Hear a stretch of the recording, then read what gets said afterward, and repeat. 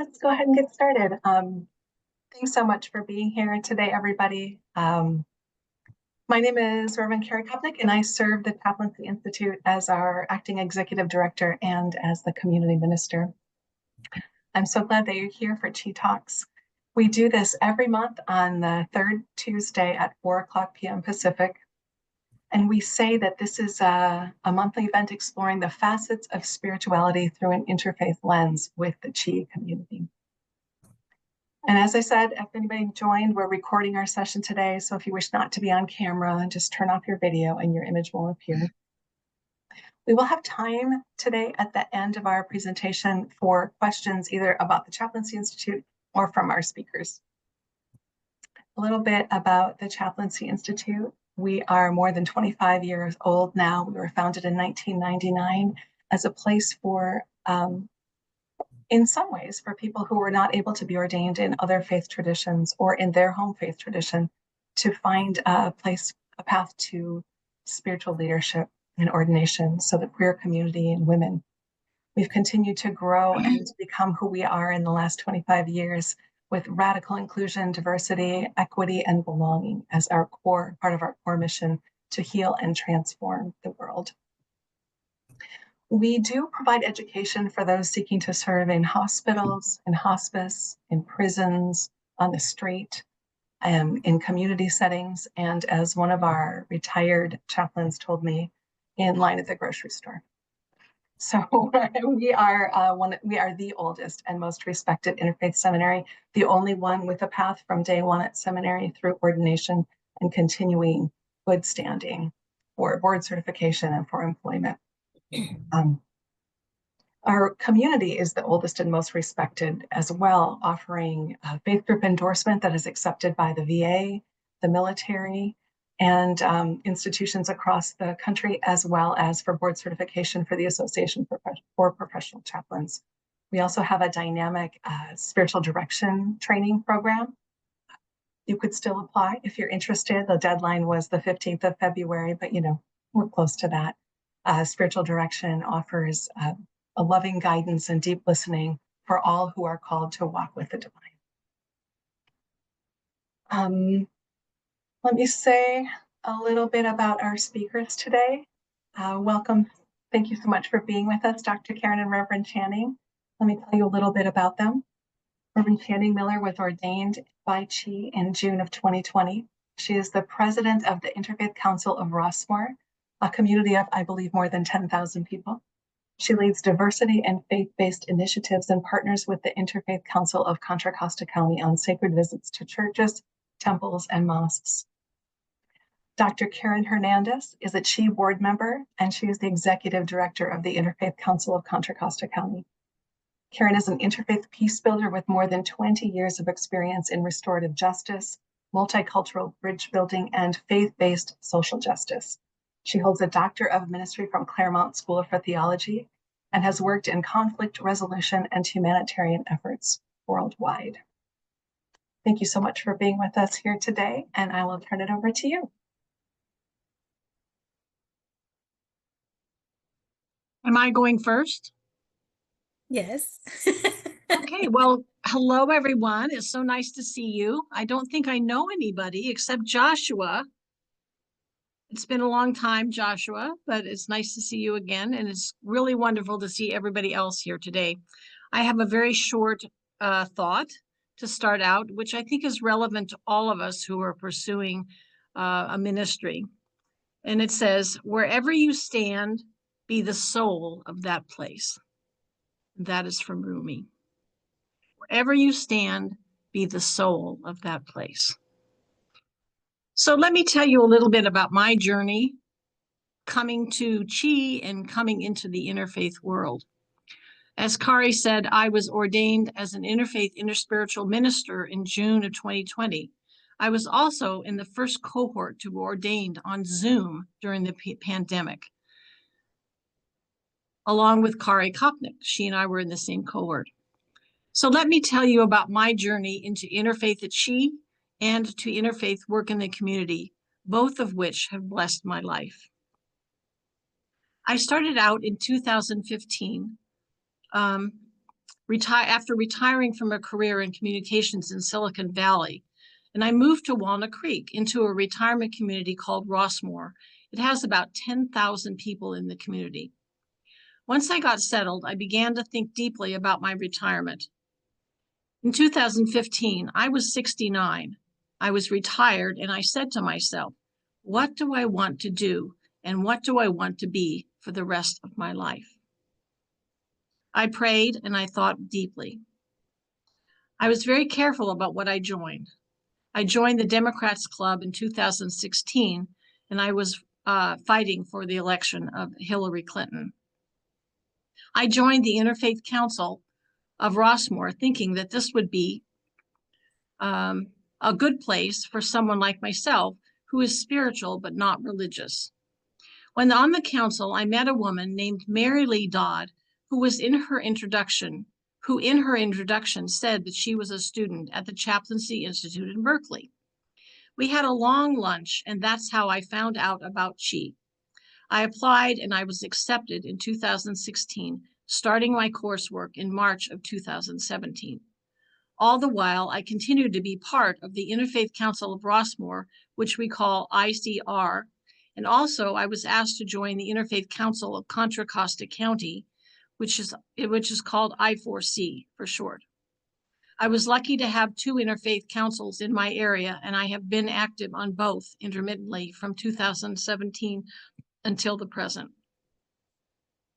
Since my ordination in 2020, I continued on to get certified in spiritual direction in 2022, and I have developed a ministry that encompasses both spiritual direction and leadership in interfaith council work. I'm thrilled to be here at ChI to talk about my ministry on these 2 interfaith councils in the East Bay of California, and to open the door for those of you who are interested in interfaith work, both as a seminarian at ChI and then after you are ordained. Well, let us talk about all that interfaith councils offer for ministry and for spiritual work and community. While I was in seminary, I was active on both councils from 2015 until 2020. In this work, I was honored by ChI for my practicum towards interfaith ministry. So all of my hours that I was serving on the councils counted for my practicum. I also added things to my practicum that were sponsored by Father Tom Bonacci. I hope all of you know who he is, and the local schools in my area for piloting my 5 children's books. And this enabled me to continue my interfaith work as well as enrich myself in other community projects while completing the 400 hours required for completing my practicum. So if you are in seminary, I would say it's really good to reach out and see what interfaith organizations are nearby. After I was ordained, I continued to be active on the ICR, the Rossmore Council, and when our former president needed to retire in 2022, she asked who would take her place. Well, very begrudgingly, I raised my hand. Nobody else raised their hand.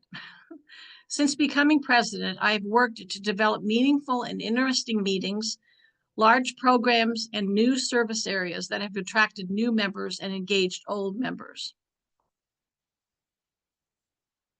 We have increased our membership by 70% since 2022. We have members from a variety of faiths, Christian churches, both Catholic and Protestant, a Jewish synagogue in Rossmore, Buddhist, Ananda, Baha'i, the Tao, Urantia Book, Unitarian Universalist, Sufism Reoriented, and Eckankar, a wide variety. The Rossmore Council creates meetings and programs that raise spiritual awareness to people in the Rossmore community. We further this by reaching out through education and experiential programs to other faith paths not in our membership, such as Muslim, Hindu, Quaker, Islamic Sufism, Sikh, and Pagan. We welcome those with faith who are humanists and those who are also spiritual but not religious, agnostic or atheist. We welcome everyone. Our mission is honoring differences, cultivating understanding, and serving the human spirit. Local interfaith councils depend on their demographic, and for us, that's particularly true. The demographic of Rossmore in an aging community, which means you have to be 55 to live here. The average age is about 76, and we have many in their 80s and 90s, and some who have crossed over into the hundreds. Our membership attracts those who are still active. In our meetings, we have an opening prayer or a poem, member faith histories, outside speakers, interfaith dialogue, committee reports, clergy visits from churches outside of Rossmore, videos on important topics facing us in the world, creative projects such as art, poetry, and music. And at the end of the year, we have an annual meeting where, as a council, we recognize all that we have accomplished that year and also all the people who have contributed to our success. Our big programs are the Harvest Festival, which was last November, where we adopted the theme Ubuntu, or Living Together Better, honoring 4 groups who have shown that their work for others in the community, along with music and dance and talk by the president of the food bank while contributing donations for the food bank.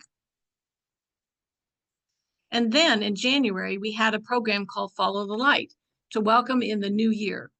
This program was held in our large event center with the lights out, luminarias all up and down aisles, and speakers from every faith tradition, and meditation after every speech. It was a deep and spiritual way to bring in the new year. Let me explain more about our programs, how our programs complement each other. We have 3 committees. We have their Big Questions Committee, the Listening Workshops Committee, and the Diversity Consciousness Committee.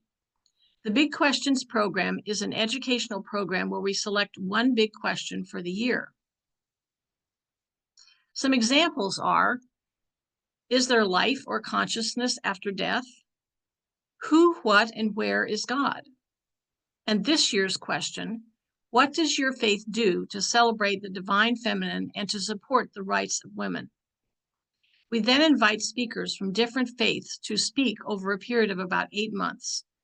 We have had speakers from ChI, Reverend Susan Shannon, and this year we will have Reverend Megan Wagner speak. This program has run for 8 years, from 2017 to the present, and has been very popular in our community. Integrated with Big Questions, we have initiated the Sacred Side Visits program. And I learned about this from doing this at ChI. After we hear from a speaker, we will have a visit to their worship center.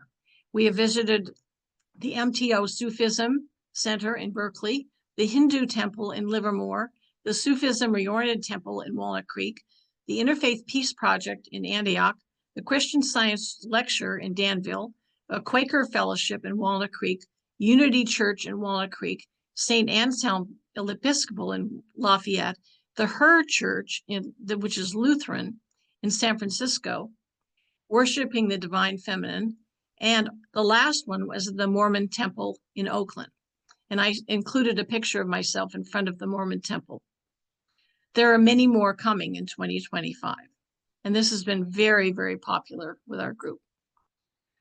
The second committee is generous listening. We evolved our generous listening program, which is built on Parker Palmer's work from his book, A Hidden Wholeness, with neighbor-to-neighbor visits. In our retirement community, people are going through 3 stages: the go-go years, from about 50 to 70, the slow-go years, from 70 to 80, and then the no-go years, from 80 to 100. Each stage is an adjustment, and we are here for people who need companionship as they progress through these 3 stages. There are those who, in our community, who do not have a family, or who are not doing well, or who are lonely. The neighbor-to-neighbor program brings a friendly companion who is trained in generous listening to visit in their home and bring companionship, relationship, and hope. And the third committee is our Diversity Consciousness Committee. It has been strongly responsible for changing the cultural dynamic in Rossmore over the last 5 years by valuing and striving towards diversity. The committee partnered with other groups and the administration of Rossmore to put on a diversity festival for the entire Rossmore community, which has become a highly attended event each year. We do have a lot of cultural and religious diversity here in Rossmore, and it's now duly recognized. We are active in social justice issues, both within and outside of our community. We partner with I4C, Karen's Interfaith Council, on projects for the homeless, the hungry, the incarcerated, and for social justice. So why even be involved in interfaith? What does interfaith bring to help the world become a more peaceful world and to enable the path to peace? How do we take our training and ordination at ChI as an interfaith seminary into the world to help make positive change? So here are 3 things that interfaith councils are responsible for. They create a space where people of all faiths, humanists and no faith at all, can come together, be accepted, and work together in community to right the current wrongs, which are fear of the other, exposure and experiencing what is different to themselves, and building trust in relationships, and enabling people to work together for the betterment of all. Secondly, interfaith councils collaborate with other organizations in the community across political and religious divides to build relationship. And thirdly, experience other faiths through programs and sacred site visits that expand individual knowing and connect people with other ways that create trust. Several members of our community in Rossmore have said to me, and these are quotes, "Learning about other faiths has enriched my faith. I see God as one through time, leading humanity to know truth in what is relevant in time, place, and culture. We are not enemies. We are all God's children. God is using more than one person for the accomplishment of this great and marvelous evolution on the planet. We all must work together by having love and respect for each other." And so this is why the interfaith councils are wonderful. It's really not easy work because we're in a very difficult time in the world. We know that in working together, respecting each other's beliefs, and understanding the divisions amongst us will lead us to peace. Locally, nationally, and globally, we find what we have in common, and we learn about our differences with respect and understanding. We serve the human spirit within us and around us towards a better world. So where do you find interfaith councils? I would say, first of all, look in Google to see if there are any councils in your area. If not, there are city, county, and national councils across the country. In my area, there are quite a few interfaith councils throughout the Bay Area. You may have to join a council that isn't right next door, but it still can be a great experience for you to develop your spirituality. There's also the Parliament of World Religions, which meets somewhere in the world every 4 years. In fact, last year it was held in Chicago. The Parliament of World Religions draws people from all faiths, countries, and cultures, and is a very interesting and wonderful event to attend. If you have a chance to attend this global interfaith event, it will enlighten and uplift you on many levels. So I hope today that I've inspired you to look for interfaith councils around you, and if you're a seminarian or an ordained person. And if you have any questions, you can reach me by email at channingmiller99@gmail.com or by phone at 408-242-9599. Thank you so much. Peace and blessings. Thank you so much, Channing. Just appreciate it so much. And Channing and I have worked together since I started on the Interfaith Council of Contra Costa County with several things. So it's just really fun to be here with Channing and with Carrie from ChI. I'm thrilled to be here. Welcome. Thank you so much for attending this afternoon session. It might be evening for where you are, depending on where you live. I'll start a little bit about with my background. I had a calling in late 90s, and I thought I was supposed to be a pastor. Kind of that typical sitting in church one day and thought, oh, that must have hit the wrong pew. Not me. I'm not interested in being a pastor whatsoever. But that calling didn't go away, and that nudge didn't go away, and that feeling didn't go away. And so, decided, all right, well, let's see what happens with advice from my pastor. So I ended up going to community college. I am actually a high school dropout. And so for me, growing up in a very traumatic, conflict-filled home where sometimes I literally had to run for my safety, I was, at the same time as all of this was happening, was going through a lot of healing. And so for me, it just felt so daunting to even think about having to go back to school when I didn't even have an associate's degree. And so got my community college degree, got into Wellesley College, which was a phenomenal experience. They have a program at Wellesley for women who are 24 and over who have yet to get their bachelor's degrees. And I was late 20s, early 30s when I started. I got in the fall of 2002, or I'm sorry, in the autumn, or I was accepted in spring of 2002 and started in the fall of 2002. And we lived in Massachusetts.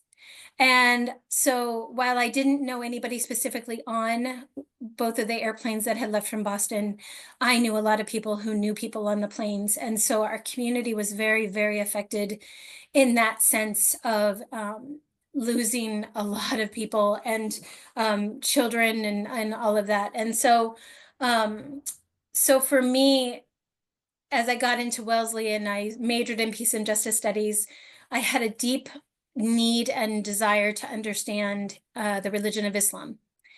And so I ended up actually studying Islam extensively within my Peace and Justice Studies program. And I wrote my thesis on Al-Qaeda and how they misuse religion for political gain. I graduated in 2005 from Wellesley, and then I got into Andover Newton, and then I went to Boston University School of Theology, where I got my STM at Andover. I got my master's, and then I got my doctorate 10 years later or so in my doctor of ministry. And so for me, it's been quite a journey of experiential learning and on the ground in India, on the ground in Africa. Just last year, almost to the date, I was in Liberia and Zimbabwe doing a training on multi-religious approaches to the science of forgiveness. And so as I've done all of this work with all of these different organizations around the world, before I ended up at the Interfaith Council, I was at Religions for Peace International, hence why I was in Africa doing these trainings. And as much as I love the international work, and I obviously love the travel and I love the learning, what I kept going back to was, what are we actually getting done? You know, as I'm sitting in the United Nations and I'm surrounded by all these brilliant minds, I kept thinking, what is actually getting done? Why are we talking about the same things over and over and over and over again? And I'm a doer. I like to see things get done. I don't just like to sit around and talk about things and talk about what needs to be done. And so this opportunity came up to go way down to the very grassroots level of the Interfaith Council of Contra Costa County as the executive director. I am interim still. I actually will be full-fledged executive director as of March 1. But for me, it just felt like the right time and the right place. My family is here in the Bay Area and I grew up here, and so I wanted to come back. And so it has all fit together. And what I've discovered, honestly, is I did a lot of really wonderful, cool things in that international setting, but I've really been able to connect with people in the Interfaith Council of Contra Costa County. I've been able to do some serious healing work between the Muslim and the Jewish communities, especially after October 7th. I have been able to work with people on the ground in service and advocacy. And so for me, that kind of connection and that kind of that work and that kind of groundedness is just something that I really needed as well in my work. And so bringing the community together is something that I feel is very important. We just had an event during Interfaith Harmony Week where I believe Reverend Deb was there. Yes, was that you? You were there, right? I think I saw you at the event, our Candlelight Peace Vigil. And so we had the opportunity to bring people together, and that's what I've really been trying to do, especially since May, since I joined, is bring the community together in service, in advocacy, in conversation. We've had some interfaith dialogue workshops. We had a workshop on restorative processes within interfaith dialogue, which is what I actually did my doctorate on. And so, you know, I don't want to repeat a lot of what Channing has already offered, but what I would love to offer is that, as Channing mentioned, right now, this work is really, really important. The multi-religious, the multi-faith, the interfaith work that is inclusive of everyone, and that multicultural component as well. The opportunity to understand each other on a level that is not really offered in any other space, rather than when you're doing interfaith work, is just imperative right now. There's an exercise that I run people through when we're doing a workshop that's how many, you know, you're having a dinner party, there's 12 people. How many people of different faiths and different cultures and different races are sitting at your table? And usually people have a really hard time answering that question because they realize that their circle is a little small. And so interfaith councils offer that opportunity to expand those relationships, to expand those friendships, to expand your community and what your community might look like. A lot of times, as I think Channing might have mentioned as well, there's a lot of fear in this work and a lot of apprehension because we don't want to say the wrong thing and we don't want to do the wrong thing. I have had many faux pas in my 20 plus years of work where when I was in India, I was living in India in the summer of 2006, and I went to shake this Muslim man's hand and I grabbed it. I didn't even give him the opportunity to, you know, to say no. And so, but that's part of the learning. He just joked with me afterwards. He said, don't ever touch a Muslim man's hand without their permission, right? And so it's just these little learnings too that offer the opportunity for human connection and to recognize our own humanity and all of these people that we label the other. One of my work someday, I hope, is to do a theological kind of analysis on the other, if you will, because that's actually an anthropological term that was put in place hundreds of years ago when anthropologists were actually doing this work before theologians.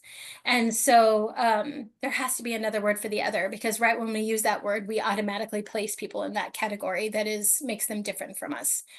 The reality is, though, is that those differences are what interfaith councils and this interfaith work actually offer us, is that ability to just thrive in those differences and recognize how wonderful they are. At the Interfaith Council, we are working this year specifically, and like I said, since I started, a lot of my work has been healing work. We will continue that healing work with the Muslim and the Jewish community throughout this year. We have come so far as one of our rabbis and one of our Muslim board members have actually had a conversation with each other, which might sound so simple, but that was huge to bring them together in a private space. I was not there for them to have that conversation with each other that needed to be had. And so as we move forward, we will keep working on those types of healing relationships with those two communities. Also this year, we have programming planned for doing more workshops with our community-based organizations, looking at things such as what we already address: affordable housing, food security, access to healthcare, We are working mostly myself in the immigration space as well now because of what's happening. And that is mostly more for information.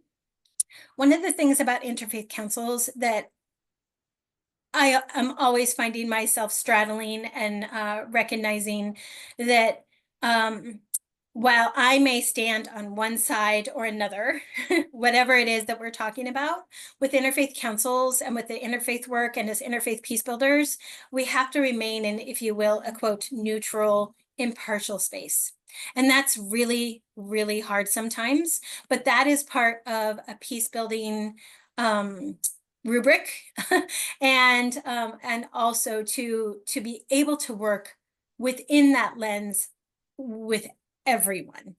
And so if you can't work with everyone, then this work will be really, really hard. And what I have found is, you know, I have sat and had conversations with people sometimes where I literally wanted to shrivel or I wanted to get angry or I wanted to say something.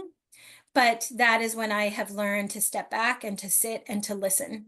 Because if I don't learn what everyone is thinking, and I don't listen to what everyone is thinking and how everyone feels, even again, if it's not where I stand, then I simply cannot do this work. It's impossible. So that is part of the work that we are doing, as well as the Interfaith Council, is recognizing that all need to be included. One of the things that I did within the last year with the former chair of the board was that we religiously diversified our board.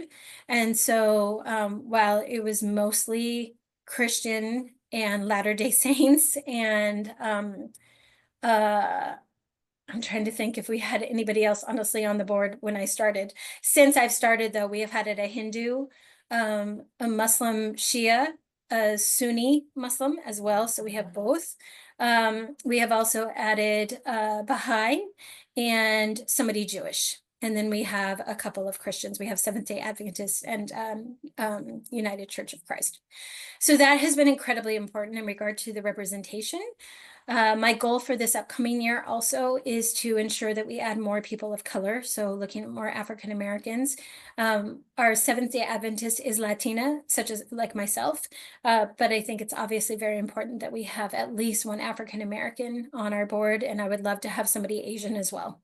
You know, we do have a South Asian, he's Hindu, but I would love somebody from, you know, the Asian region. So these types of things are really important when we're doing this type of work in regard to that diversification and kind of, if you will, you know, practicing what you preach. So again, as we move forward this year, we'll be doing work with those community-based organizations as well as the immigration work. That's mostly education. And then we will also be doing a lot of fundraising. One of the things that a lot of people don't realize is that, you know, you think interfaith councils of Contra Costa County, that we're actually connected to the county. We are not. And so with that, we have to raise our own funding. When I started last year, we had a major funding gap. We have raised some money, but we still need to raise a lot more. And so this year also too, we'll be kind of looking at our membership. What do we offer those who are members of the Interfaith Council, and what can they do for us? And part of that is donations. And so we are working on revamping that as well. And we also operate with our elected council members. We have about 100 elected council members from different faith traditions throughout the county. And so we're working with them as well to have them be more active in regard to their leadership and taking what they have learned from us at our meetings and taking it back to their congregations and their faith communities so they can become more involved. So I've done a lot since May, but I still have so much more to do. And that's kind of part of this work too, is, you know, stepping in and kind of revamping, but also to addressing what's happening right now within our communities, which is a lot. There's a lot of anti-Semitism, there's a lot of Islamophobia. And so really what I have found is being on top of all of these things and ensuring that the council addresses them appropriately. And I will just close that interfaith work, if you will, is not always what Channing and I do. And so what I discovered as I was going through school and as I was doing a lot of this work in different areas. I worked at Habitat for Humanity, East Bay, Silicon Valley as their faith partnerships manager. And so I was bringing faith communities together to build affordable housing, which was a lot of fun. I've also tutored in prison, and that for me, you might ask how that fits into interfaith, but several of the women that were in there were Muslim, and there was actually one Hindu woman. And so for me, I was able to put my interfaith experience to work as I was tutoring these women who were getting their GED. So there are so many facets to doing interfaith work that aren't necessarily in this specific faith or space of interfaith.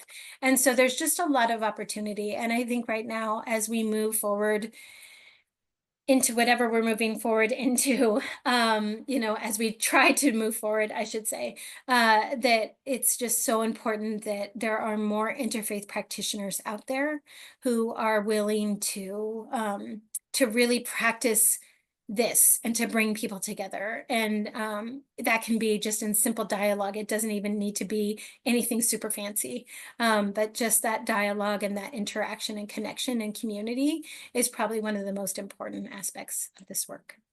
So I will stop talking because I'm sure that Shannon and I would love to have some questions. Thanks. Thank you so much to both of you. My gosh, interesting and wonderful. And I don't have an interfaith council near me. And so I maybe need to stop working at ChI and go start one. I'm going to do that. So let's go ahead and invite anybody who has questions. Just go ahead and unmute and go ahead and ask your question. If you would rather put it in the chat, I'm happy to facilitate that. I have a question. Because when I got the email, first of all, I am passionately interfaith, and I really appreciate what both of you had to share. And as soon as I got the email, of course, I went online and I said, okay, what's in my area? I happen to be in Sonoma County. And I found the Interfaith Center in Park Presidio, and then the long list of where there are interfaith councils. Clicked on Interfaith Council of Sonoma County and got to, this is the temporary web page holder for blah, blah, right? So I was wondering, how do I connect? And I can connect individually, I suppose, with, I'm not even sure who, but various rabbis or ministers around. But how would I go about, somebody had to reserve that URL. And I'm curious how I would determine who that was. Is there any way to do that? Because I could go to Marin, but I'd rather create something in Sonoma County. Is there a way to find out? Go ahead.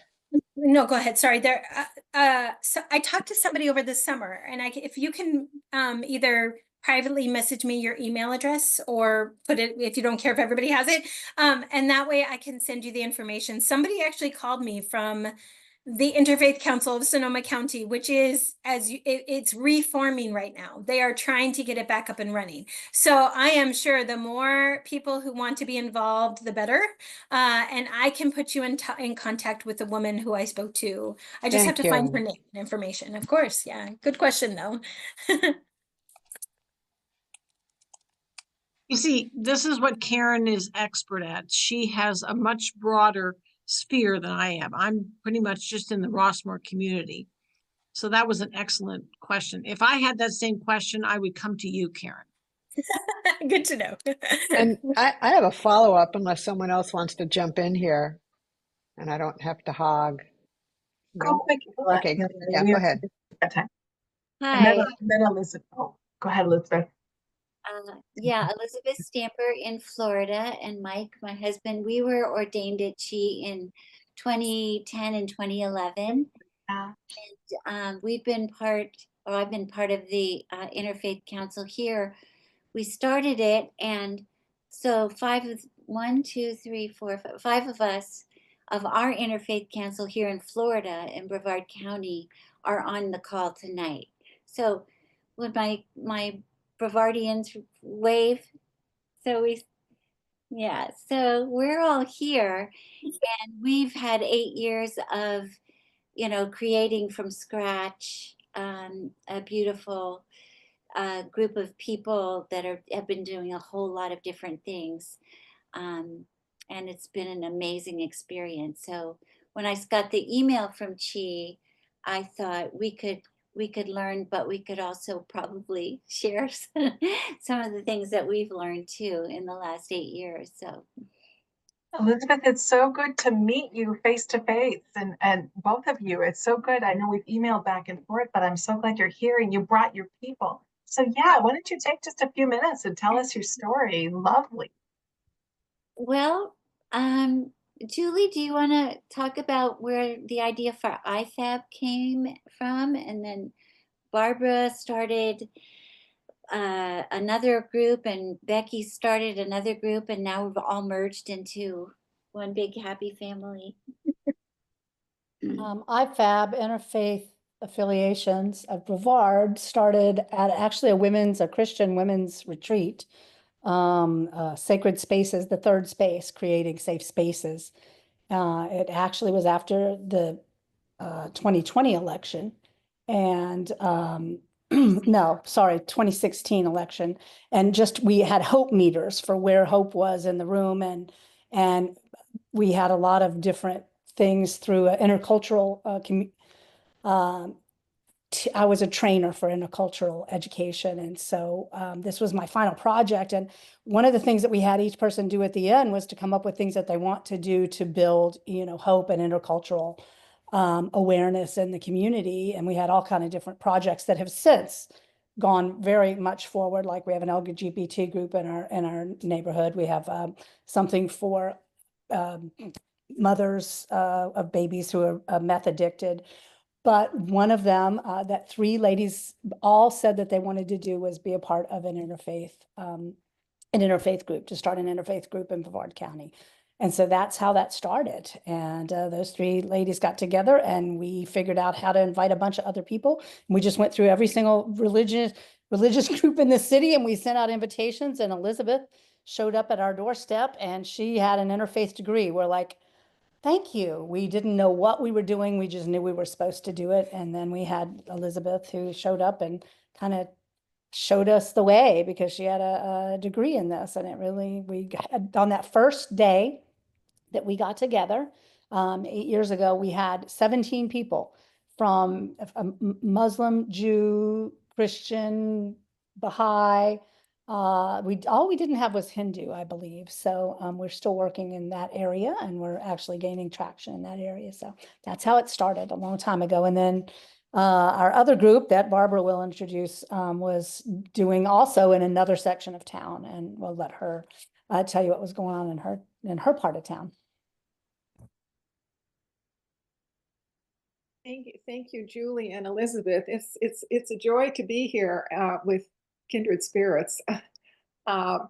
In summer of 2017, a rabbi, a Lutheran pastor, and a leader from the Islamic Society in Brevard County, Florida, which is East Central Florida, wanted to have an interfaith Thanksgiving service. And the idea was the 3 Abrahamic faiths would get together, and this had not been done before. And Brevard is an extremely conservative area, and I was asked to coordinate the event. And we had no idea what would happen in terms of outcome. We thought perhaps if it went really well, we might have maybe 150 people at this service that was held at a ELCA Lutheran church. 400 people showed up and we were absolutely amazed. It was standing room only.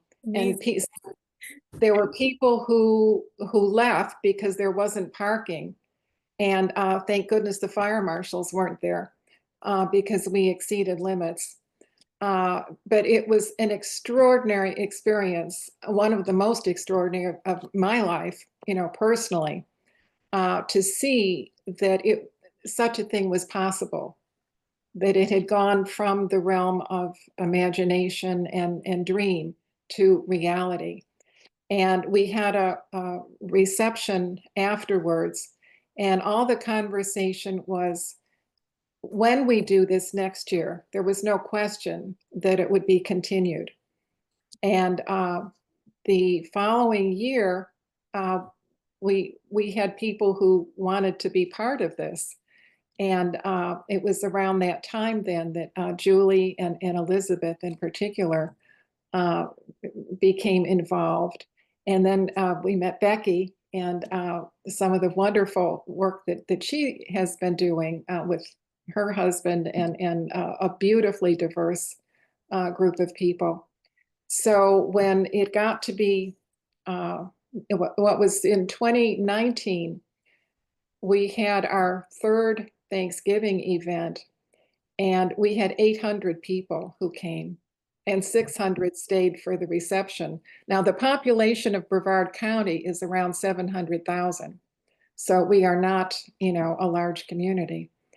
But then came COVID.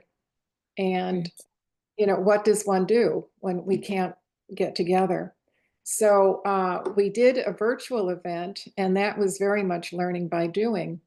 But it also became clear that since we had worked together for a couple of years and really had grown to deeply respect and love one another and wanted more and more of these interactions and time together, that why did we have 3 different organizations?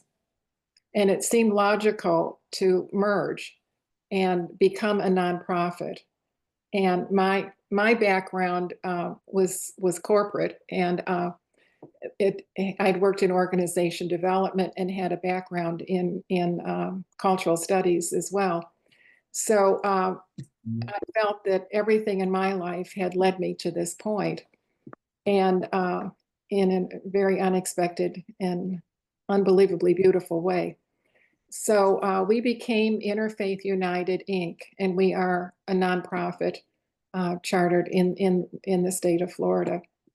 So that's our story. And we continue to do events as well as the Thanksgiving events. Everything we do is free. We've never charged for any event. And there is a following that I appreciated the quotes that you gave earlier of feedback that you've gotten. And one of my favorites is from a young Muslim man.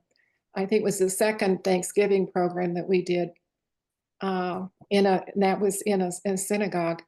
And he said afterwards, he said, the atmosphere there was so warm and accepting. I wanted to take it with me for every day.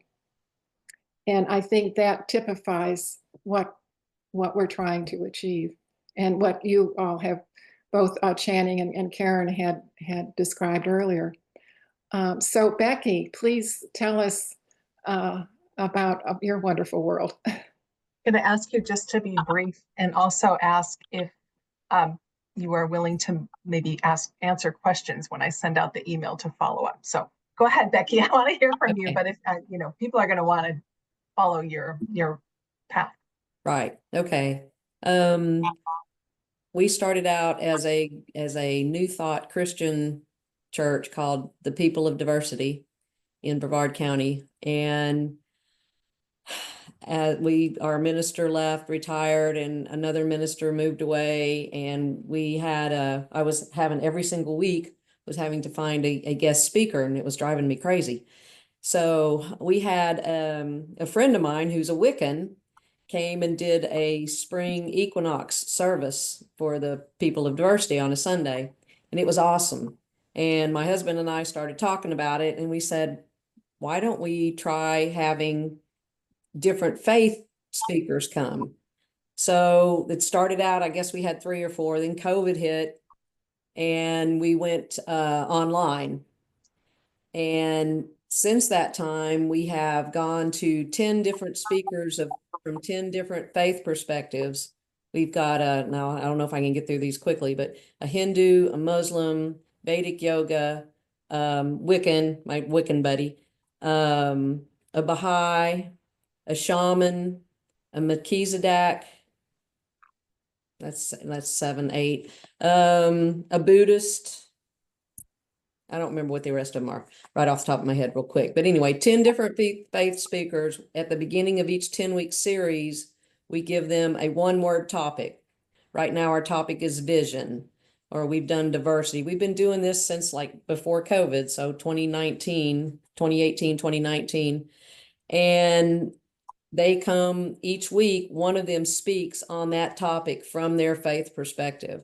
And we put together a church service, and it's all online. We do it on Facebook Live, and we do it on YouTube. We have a YouTube channel. And during the service, we have musicians that send in 2 videos. We have 10 different sets of musicians. They send in 2 videos. Scott and I say hello and we say goodbye, and we send it to our tech people. They put it together into a service, and it airs on Facebook Live and YouTube on Sunday mornings at 10:30, and on Sunday night on Facebook at 5:45. And it's been amazing. It's just been such a treat. I absolutely love my speakers. They are so into it. Rabbi Pat is one of them too, which is one of the founders of the Interfaith United. And it's just been, they are all so into the interfaith. It's absolutely amazing, and it's great. And we just so enjoyed doing the Thanksgiving services. It's really, really been fun. So thank you. Thank you. Wow, fabulous. Thank you so much for sharing. Thank you for bringing everybody, Elizabeth, to this time. My gosh.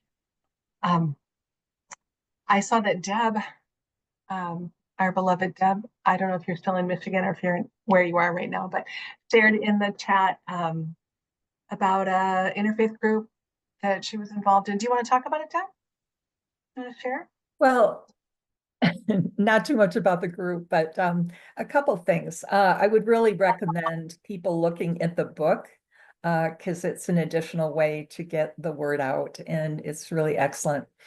I would just share that I was part of a multi-faith delegation to Palestine, Israel at the end of August, early September. And Karen, I really appreciated what you said about how we all want to be polite and we want to be respectful. And I was so proud of this group because we had everybody with us, and a little time for reflection. The days were very long. And if anybody had a concern, they went up to the microphone in the bus and shared what it was very authentically. And we worked it out as best we could, but we really got into it. And that for me is the work. So I don't know if the speakers have any thoughts on, I guess one of the things that I am noodling myself is just the relationships are wonderful, but how do we make the bridge between being polite and respectful, which I think we all want to do, and starting to broach some of the things that are moving under the surface, but often not named or discussed. I can go first, Channing, or do you want to go first? Go ahead, Karen. I'll Okay. I'll come after you. Yeah, I mean, and that is the, $1 million question, right? It's I was over there right after Cass led in 2010, and the lens in which to address it is any conflict really, but this one especially, right? Because we understand how it has affected us worldwide. It's so hard. And for me personally, and I use the avenues that work because of my understanding. So I don't use the avenue of, I've been there, I understand it, right? Because I don't understand it. I can talk about my experience. I can, tell you what I witnessed, but I don't live there. I don't live in a protracted conflict. I don't understand it whatsoever. I understand it as a Westerner who stepped in. I understand it because I studied with Professor Ellie Wiesel, amazingly enough, for 3 semesters. Once when I was at Wellesley, once when I was at Andover Newton, and once when I was at BU. And for that experience, being able to speak to what I learned from him, talk about challenging him in class sometimes, literally I would, because I was being accused of being anti-Semitic after I got back from from my experience, because I was telling what I witnessed, and Professor Wiesel saying to me, "You're not anti-Semitic." And at the same time, what he would say sometimes would be just so damaging to the Palestinians, right? And so I would challenge him on things like that. But we had that relationship where we could have that honest conversation, either one-on-one or in the classroom. I also had the experience of being there. I went through a color red when I was in Sderot. It was terrifying, right? Understanding what it must be like to have missiles launched at you from Gaza every single day. Not all of us have those experiences to speak to. So when we're in this space right now, in this interfaith space, there's a part of me that, to be totally honest, I avoid it, in the sense of I don't necessarily, there are certain things we will do and certain things we won't do. The Interfaith Council of Contra Costa County issued a statement right after October 7th. And that was one of the nails, if you will, in the coffin. And that is one of the things I have had to work on every single day since I've entered this position, because statements are never inclusive of everybody. There will always be somebody who is angry or pissed off, or it didn't include them, or it was not Jewish enough, or it was not Muslim enough. I mean, you could go on and on, right? We've all heard all of these narratives. And so when you're looking at all of these narratives, it's about being responsibly theologically. And I'm always moving through the world, if you will, as a responsible theologian. I've got 3 theological degrees, so I can say that. And so as I move through the world doing responsible theology, for me, what that means is recognizing that we are all wounded, recognizing that some of us are more wounded than others, recognizing the harm that is being caused, recognizing the bazillion narratives that go along with this conflict, and also not understanding the conflict because we're not in it and we're not living through it. We think we understand, but we don't. So I'm not necessarily sure I'm answering your question, but what I want to offer is when you're moving through these spaces, the most successful things I've seen happen is when you're bringing a Palestinian and an Israeli Jew together in conversation, for people to witness that conversation. There are there's like a parents group that travels around the United States. They want some sort of stipend. It's like $2,500, but if you have the money, highly suggest it, where you're literally bringing a Palestinian, Muslim, and an Israeli Jew together in conversation. And they are parents who have actually lost people. They've lost children. And that is profound, because what happens in that space is that it humanizes everything. And you realize that there is so much loss on all sides, and that the trauma and the pain is so real. So that is what I highly suggest, is you're moving through that space and you're trying to, if you will, have representation from those 2 sides. But honestly, those 2 sides aren't all the sides. There are so many other sides that should be included and should have the ability to have a voice. So it's a lot in this very short time. I'm happy to talk to you more offline, but it is just, there's so much to it. So I don't know, Channing, if you wanted to offer anything. It's 5 o'clock and I want to honor our time. Right. Okay. What I'm feeling called to do, and I mean, yeah, wow, thank you for sharing. I feel like we need to do a little ritual here to close, but before we do that, what I would like to do is to invite all of you and some other members of our community into a continuing conversation to explore, these people who are so engaged, how we support each other in doing this work. Because there's a lot of outward facing work that you all are doing, but how can we create a container where those of you who are doing this work, those of us who are doing this work, can feel supported? So watch for some connection. And if you would like to join in that connection, if you don't want to, delete the email. But I feel like this is an opportunity for us to connect and do some of that work, Deb, to do some of that sitting and exploring. Chatting briefly. Just very briefly, I just want to compliment Karen on what she just said.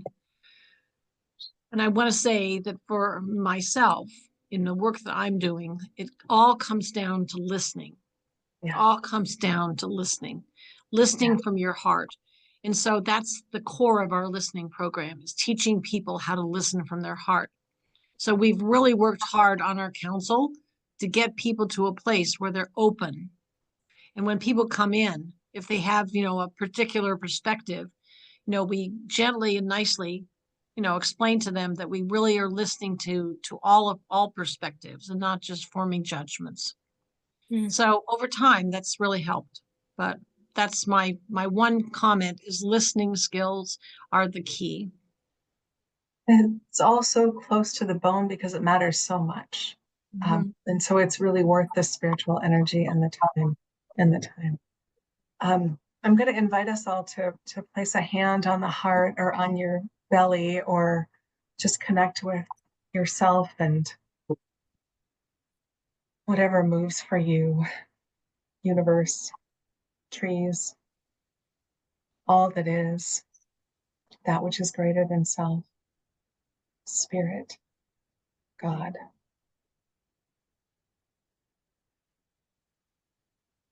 Let's breathe in and honor this connection we've had with one another during this very short hour, and celebrate how tender it is.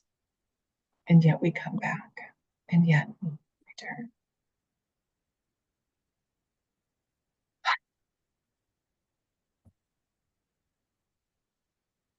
Dr. Karen, can I ask you to offer us a brief closing? Yes. Back to our lives.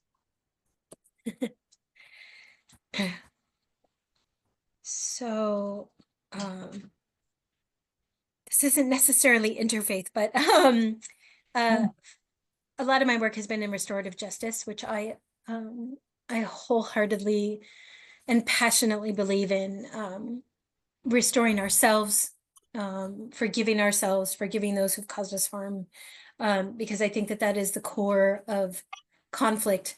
Whatever happens within our own homes spreads out into our communities, into our nation, into the world. And, so if we can't stop harming those we are supposed to love unconditionally, how can we stop harming ourselves in Iraq or Syria or the United States? And so one of the Jesuit priests who I follow, who I love dearly, Father Greg Boyle, he's the founder of Homeboy, which is the largest gang rehabilitation program on the planet. It's in Los Angeles. And Father Boyle is just such a role model for loving and kindness and compassion and recognizing humanity with all of the flaws, but still loving each other without any kind of condition, unconditionally. And so he had a article today, or an op-ed today in the LA Times, and I just want to read a piece of what Father Greg Boyle shared today. The God of love wants us to find our way to the margins, knowing that if we do, the margins get erased. Rather than limiting our love to a priority list, we should stand with the poor, the powerless, and the voiceless, and those whose dignity has been denied, and those whose burdens are more than they can bear. Rather than depletion, we find fullness among the easily despised and readily left out. Our wholeness increases when we accompany the demonized and the disposable, so that the demonizing ends and we stop throwing people away. I highly suggest you read his op-ed today in the LA Times if you have a chance. Thank you. No one is disposable. No one is disposable. Yeah. Thank you so much for being here, beloved friends. It was an honor and a joy to sit together in this virtual circle. I'll stay on for a minute if anybody wants to connect or do anything further, but also I have your email, so watch for a message. Thank you so much, all.